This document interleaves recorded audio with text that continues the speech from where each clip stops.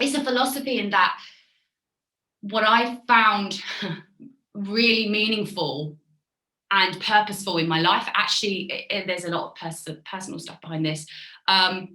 I felt very inhibited by my perfectionism. So I haven't really touched on this for a while. I've kind of moved past this in recent, because I've been focused so much on helping people develop their scripts.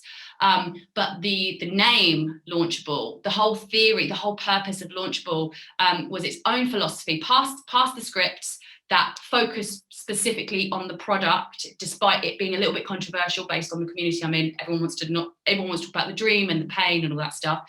So that's got its own sort of thing. But the Launchable philosophy in itself, which I've sort of developed, and it's probably not even my philosophy. I should actually just, I should hold my hands up to this, because I'm pretty sure it must be ancient.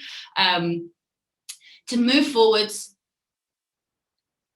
in spite of not being perfect. So that was this idea. It's like, and in terms of creating an advert, I wanted to make it launch worthy. Like you can, for multiple reasons. So, and that applies to also life as well. So for me, I had a particular issue with moving forwards in lots of areas of my life, particularly business as well. And I found that by adopting this less judgmental perspective of myself and of my work, I was able to move forwards. And what I found was that by moving forwards, I then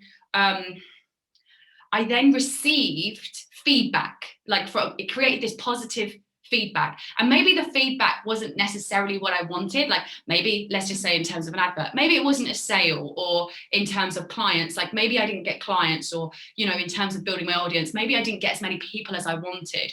But what happened was, just by moving forwards, despite me already having so many judgments about how terrible that step forwards was, by moving forwards, I then gained an element of feedback, which put me in a much better position than had I not moved forwards at all.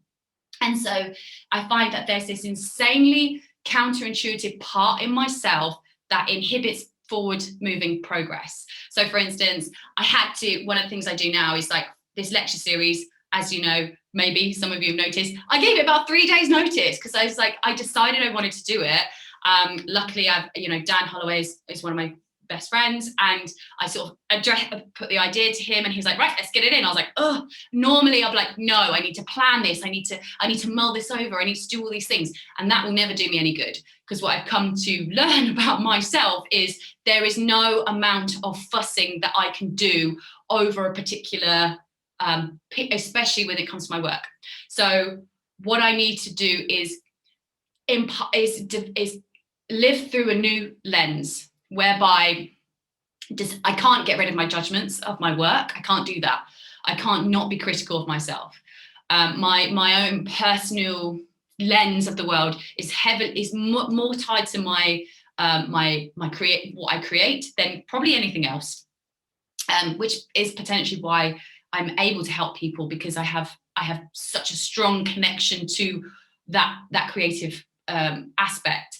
But regardless of which, I'm never going to get anywhere unless I put stuff out there, despite the fact I do not like a lot of the things I create. It's just one of those things with me. I don't like anything I create.